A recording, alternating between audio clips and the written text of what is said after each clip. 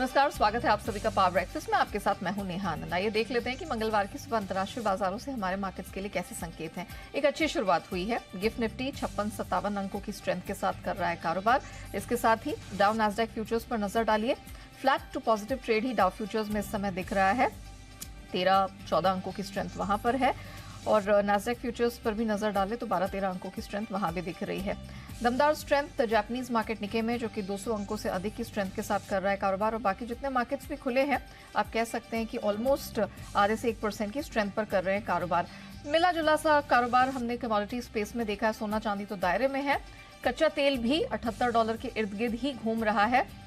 Supply घटने की चिंता और डिमांड की कमजोरी का जो क्या कुछ हुआ अंतर्राष्ट्रीय बाजारों में बीते सत्र में और कहां रखनी नजर, पूरी डिटेल्स जान लेते हैं। मेरे सहयोगी दीपांशु मेरे साथ इस समय स्टूडियो में जुड़ चुके हैं। दीप, मॉर्निंग।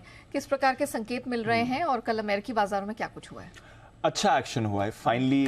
जो हम देख रहे थे 3 दिनों से गिरावट का ट्रेंड था, पिछले हफ्ते कमजोरी थी, दबाव बना हुआ था, वहां से आपने रिबाउंड आते दिखा। तो एटलीस्ट हफ्ते की शुरुआत जो रही अमेरिकी बाजार के लिए वो आपको अच्छी आती हुई दिखी है। 200 अंक ऊपर आपको डाउ आते हुए दिखा।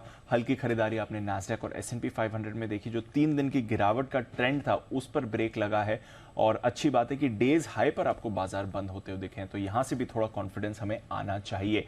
लगातार दूसरे दिन आपने देखा है जब मिड कैप और स्मॉल कैप की आउट परफॉर्मेंस आई है।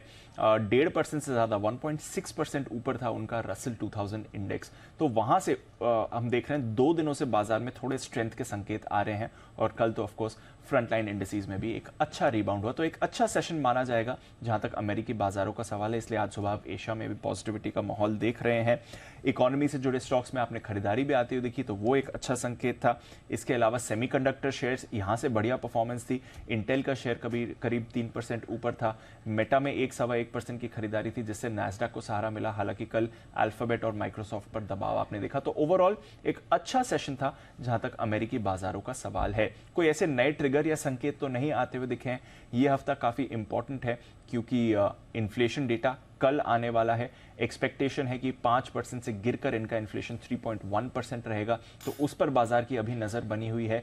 इसके अलावा बॉन्ड यील्ड में कल हमने लगातार दूसरे दिन हल्की गिरावट देखी। हालांकि 10 साल की यील्ड अभी भी 4% के ऊपर है, बट 2 दिनों से हल्की गिरावट बॉन्ड यील्ड में आपको आती हुई दिख रही है।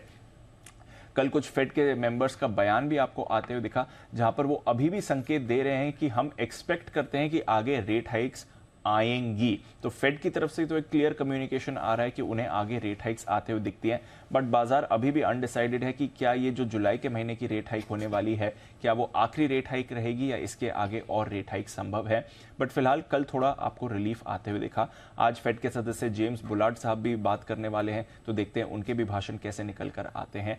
और इसके अलावा एंड ऑफ वीक आप दिग्गज बैंक्स के नंबर्स भी आने वाले हैं, तो उस पर भी बाजार की नजर है। बट ओवरऑल एक बढ़िया सेशन रहा जहां तक अमेरिकी बाजारों का सवाल है। कोई ऐसा बड़ा ट्रिगर निकल के नहीं आया। 3 दिन की गिरावट के बाद एक रिबाउंड ही इसे मानना चाहिए।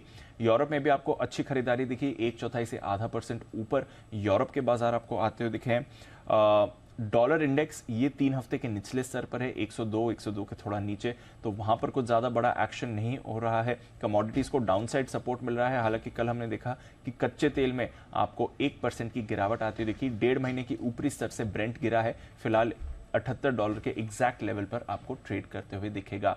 सोना चांदी दायरे में ही पिछले कुछ दिनों से कारोबार हो रहा है। कल भी ऐसे ही रहा, कुछ ज्यादा बड़ा एक्शन नहीं होते हुए दिखा। बेस मेटल्स भी कल ऑलमोस्ट फ्लैट ही थे। चाइना की तरफ से थोड़ा धीमेपन के संकेत आ रहे हैं, जिसकी वजह से बेस मेटल्स पर आगे आपको प्रेशर बनते हुए दिख सकता है। एग्री कमोडिटीज यहां पर भी लगातार सुस्ती जारी है। खाने के तेल और तिलहन में थोड़ी खरीदारी रही, अदरवाइज कुछ ज्यादा बड़ा एक्शन नहीं रहा। तो हफ्ते की शुरुआत कह सकते हैं नेहा अच्छे नोट पर हुई है जहां तक अमेरिकी बाजारों का सवाल है। अब इन्फ्लेशन डेटा आएगा, पीपीआई डेटा आएगा, अर्निंग्स आने वाली हैं, तो उससे पहले थोड़ा ठीक मूड दिख रहा है बाजार का। देखते हैं आगे कैसे रिएक्ट करेंगे। ओके, चलिए, तो विदेशी संकेत तो हमारे मार्केट्स के लिए on the face of it अच्छे दिखाई दे रहे हैं और उम्मीद करेंगे कि इन क्यूज को लेकर हमारे मार्केट भी आज मजबूत होते हुए और नजर आए। धन्यवाद दीप, वो पूरी डिटेल्स दर्शकों के सामने रखने के लिए। आइए आगे बढ़े, उससे पहले देख लेते हैं कि सोमवार यानी कि कल संस्थागत निवेशकों का प्रदर्शन कैसा रहा। घरेलू और विदेशी संस्थागत निवेशक दोनों की तरफ से कैश स्पेस में खरीदारी हाथ लगी है। 588 करोड़ के खरीद एफआईआईज की तरफ से देखने को मिली और डीआईआईज की तरफ से भी ऑलमोस्ट 290 करोड़ के आसपास की खरीद निकल कर आई है। तो अच्छे ग्लोबल संकेतों के बीच आज हमारे मार्केट्स में आपको क्या रणनीति अपनानी है, सब पर बात करने के लिए जी बिजनेस के मैनेजिंग एडिटर अनिल सिंह भी हमारे साथ जुड़ चुके हैं।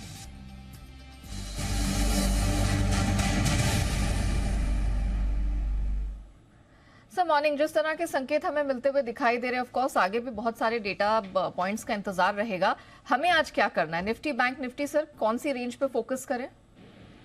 Good morning Neha. देखिए, संकेत थोड़े से बेहतर हैं शुरुआत करने के लिए। एक तो अमेरिकी बाजारों में 3 दिनों की कमजोरी पर ब्रेक लगाया, ऊंचाइयों के आसपास जाकर बंद होने में कामयाब रहे अमेरिकी बाजार, तो वहां से थोड़ा सपोर्ट आता हुआ दिख रहा है।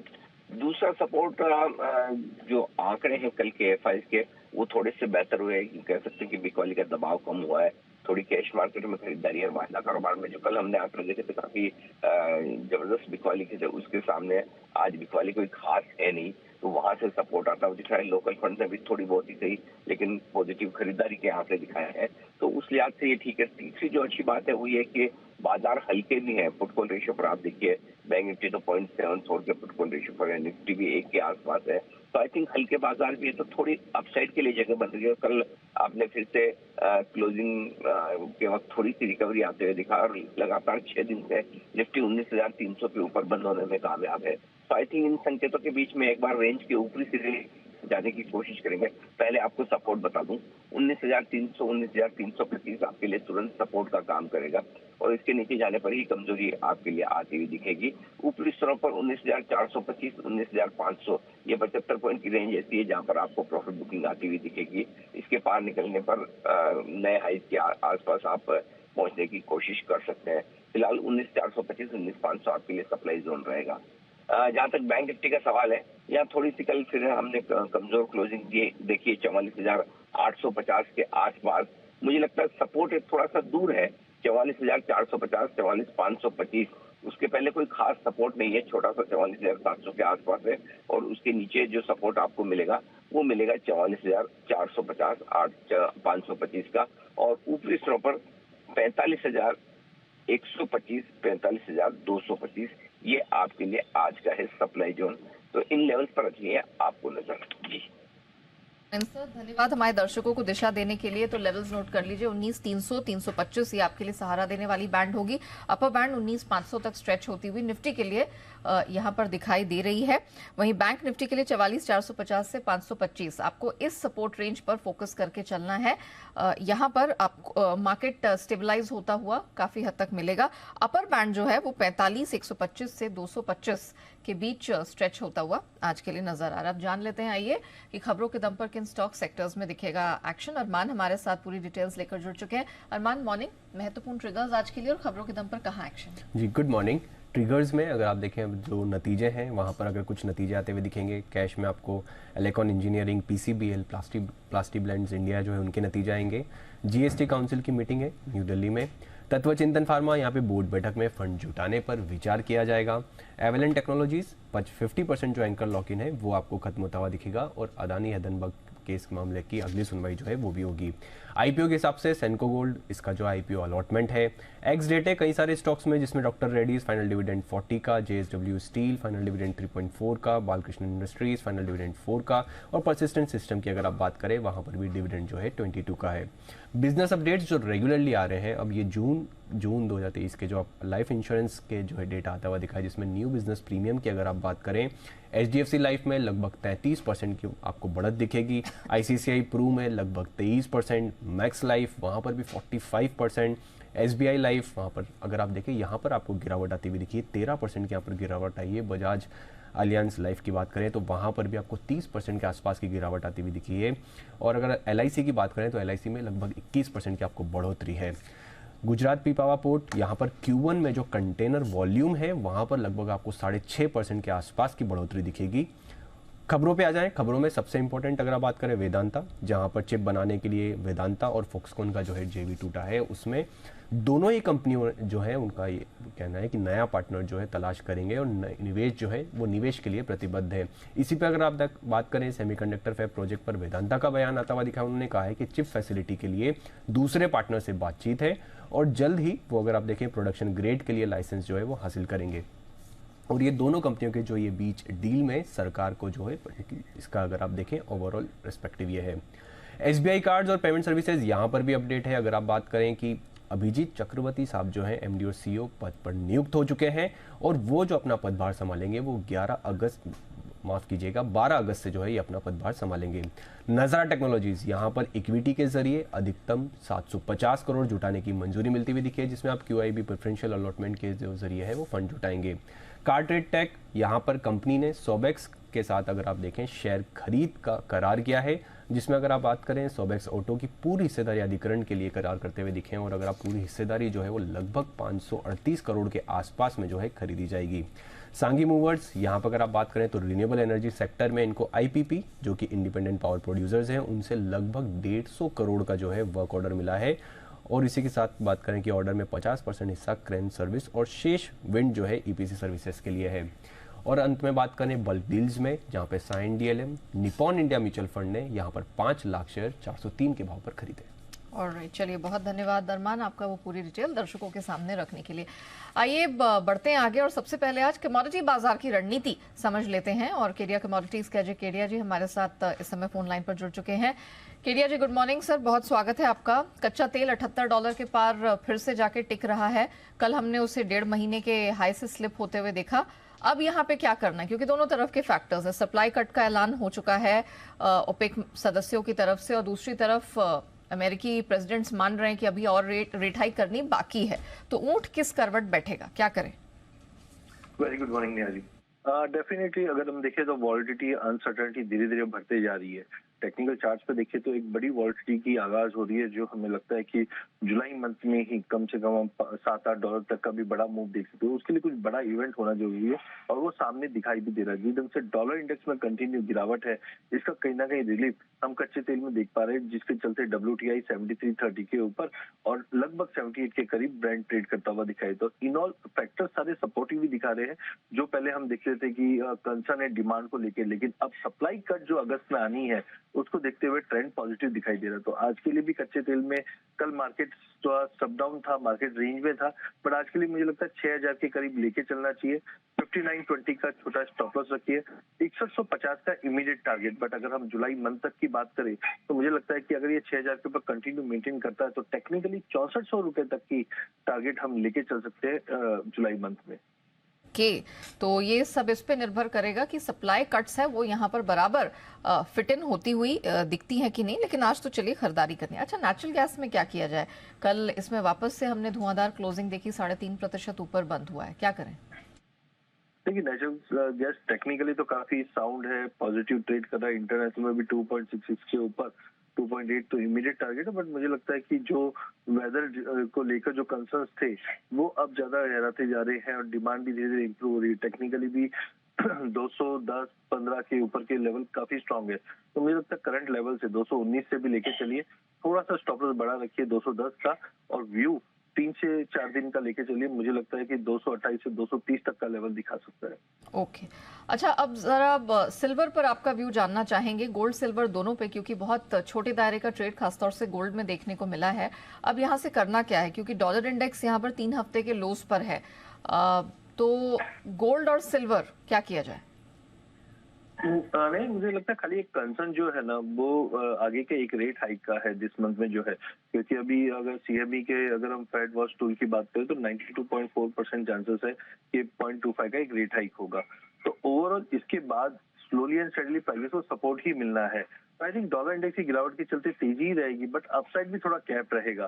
तो डोमेस्टिक मार्केट में अगर हम चांदी की बात करें तो अब परफेक्टली प्राइसेस 70-800, 70-700 के ऊपर मेंटेन कर रहा है। मुझे लगता है ट्रेंड पॉजिटिव रहेगा, but time to time profit book करके चलिए। लॉन्ग टर्म के लिए अच्छा है, बट करंटली अगर हम देखें तो 71,200 इज गुड टू बाय। 70,700 का स्टॉप लॉस रहना चाहिए। 73,900 का टारगेट रहेगा चांदी में। ओवरऑल बाय ऑन ड्रॉप की रणनीति बना के चलिए, ओवरऑल पॉजिटिव ही लगता है। ओके और मेटल्स में कोई व्यू है? क्योंकि कॉपर को लेकर हम देख रहे हैं कि लगातार आगे सप्लाई के कंसर्न्स बताए जा रहे हैं। माइंस को लेकर पेरू में दिक्कतें हैं, चिले में भी कुछ सप्लाई की दिक्कतें बताई जा रही हैं, लेकिन करंट सिनेरियो पूरा चाइना पे फोकस्ड है। तो कॉपर में खासतौर से क्या रणनीति बनेगी? नहीं, पूरे बेस मेटल काफी लैकलस्टर था। उम्मीद थी स्टिमुलस आएगा चाइना से, बट मेजरली जो सप्लाई कंसर्न है which is going to be very much supportive for copper and तो मुझे लगता है कॉपर में जिस ढंग से प्राइजेस ने रिबाउंड दिखाया है 710-12 से, वो कहीं ना कहीं एक स्ट्रांग मूव है। तो आई थिंक थोड़ा सा लंबा व्यू भी लेके चले या इंटरडे के व्यू भी, तो कॉपर काफी स्ट्रांग लग रहा है। तो 721 पे लेके चलिए, 717 का स्टॉप लॉस रहेगा, 728 का टारगेट इमीडिएटली में कॉपर में दिखता है। ओके। मैं साथ ही रुपये पर भी आपका व्यू जानना चाहूंगी, क्योंकि अच्छा खासा करेक्शन हमने इसमें बीते हफ्ते बनता देखा। कल दायरे का ट्रेड था। अब क्या सलाह होगी रुपए में? अब और करेक्शन एक बार फिर से नेक्स्ट लेग ऑफ करेक्शन है या कुछ स्ट्रेंथ की संभावना आज दिख रही है? नहीं, काफी मिक्स व्यू है। जिस ढंग से डॉलर में गिरावट आ रही है वो कहीं ना कहीं रुपये को सपोर्ट जरूर करेगा, बट मुझे नहीं लगता, जैसे मैंने पहले भी कहा था कि 8180 8190 इज वेरी शॉर्ट लिव, वहां से रिकवर करेगा। लेकिन हिस्टोरिकली पहले भी हमने देखा कि 8320 के ऊपर भी नहीं जा रहा है। बट कुल मिला के अगले 2-3 सेशन मार्केट कंसोलिडेट करेगा जो 8240 से 8290 के बीच में है। बट एज एंड व्हेन हम लोग धीरे धीरे मूव करेंगे अगस्त की तरफ, आई एम एक्सपेक्टिंग कि 83 का लेवल ब्रीच करके 8320 तक का लेवल दिखा सकता है अगस्त मिड तक। ऑलराइट, चलिए तो रुपी पर ये रिकमेंडेशन फिलहाल आती हुई, इस पर आपको फोकस करना है। अदरवाइज आज आप देखें तो कमोडिटी स्पेस में कुछ खरीदारी के ही मौके हैं, फिर चाहे वो कच्चा तेल हो, नेचुरल गैस, चांदी या फिर कॉपर। आपको डिप्स पर खरीदारी के जो मौके हैं उससे बिल्कुल भी नहीं चूकना, और चूकना नहीं है आज आपको हमारी खास पेशकश से। जी हाँ, 1 से 2 लॉट के सौदे करने वाले छोटे ट्रेडर्स भी कैसे कर सकते हैं एल्गो ट्रेडिंग, इस पर देखिए Anil Singhvi share India securities और यू ट्रेड के साथ हमारी खास सीरीज एल्गो ट्रेडिंग की मास्टर क्लास सुबह 10:56 पर।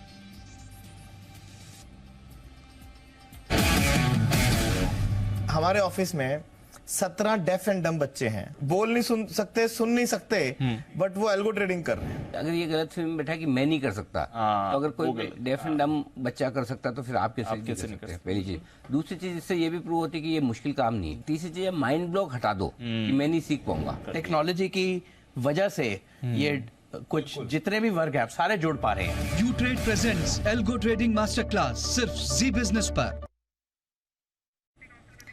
चलिए अब बात करते हैं FIR यानी FI इन्वेस्टमेंट रिपोर्ट्स की।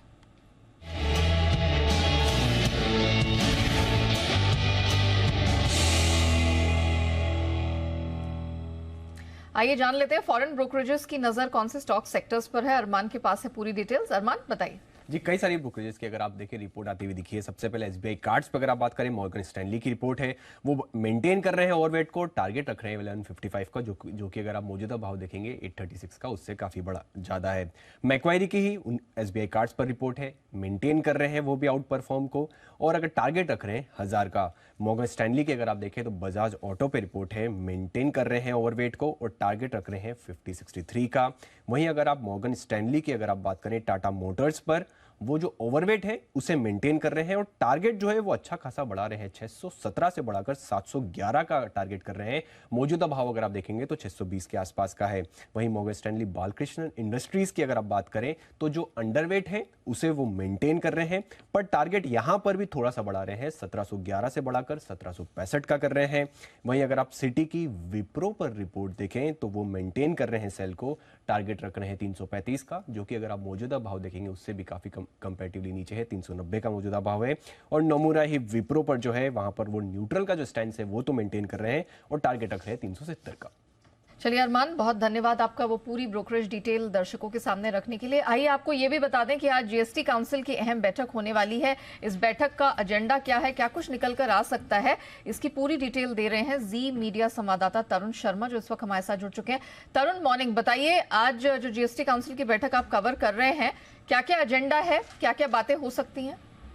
बिल्कुल, मैं बताना चाहूँगा GST काउंसिल की बैठक आज सुबह 11 बजे शुरू होगी और इस बैठक में कई बड़े मुद्दे हैं जिस पर चर्चा होनी है। सबसे पहले मैं स्टार्ट करना चाहूँगा ऑनलाइन गेमिंग, हॉर्स रेसिंग और कैसीनो पे कितना GST वसूला जाए और किस तरीके से वसूला जाए, उस पर आज चर्चा होगी। GOM ने अपनी सेकंड रिपोर्ट सबमिट करी है और उस पर आज GST काउंसिल अपना एक विचार बनाएगा कि किस तरीके से टैक्स की वसूली हो। साथ ही कई ऐसी मुद्दे हैं जिस पे क्लैरिटी GST काउंसिल की तरफ से आएगी, जैसे कि आप जो SUV, XUV, MPV पे कितना सेस लगना चाहिए, क्योंकि एक ये इस पे क्लैरिटी का पिछली फिटमेंट जीएसटी काउंसिल में भी लाने की कोशिश की गई थी, लेकिन इस बार उस पर बिल्कुल क्लियर कर दिया गया है कि जो 4 मीटर से ज़्यादा बड़ी गाड़ी होगी, 1500 सीसी से ज़्यादा इंजन की गाड़ी होगी और जिसका 1.7 मीटर से ज़्यादा ग्राउंड क्लियरेंस होगा, उस पर जो सेस है वो 22% लगेगा।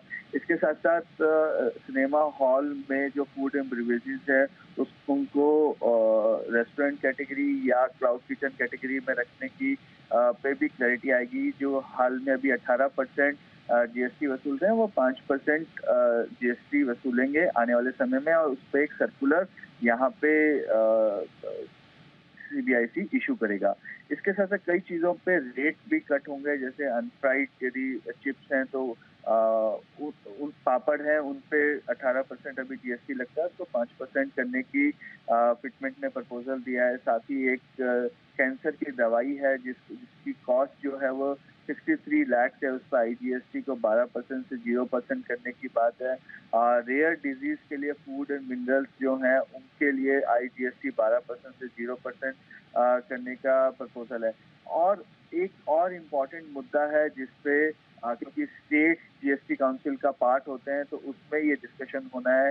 जो सीबीआईसी और स्टेट्स ने मिलकर 2 महीने की ड्राइव चलाई है, उस पर सीबीआईसी अपना एक प्रेजेंटेशन देगा, और साथ ही जो नई रजिस्ट्रेशन है उसको कैसे सख्त किया जाए जिससे फेक आईटीसी बोगस कंपनीज पे लगाम लगाई जाए, इस पे भी आज डिस्कशन होना है।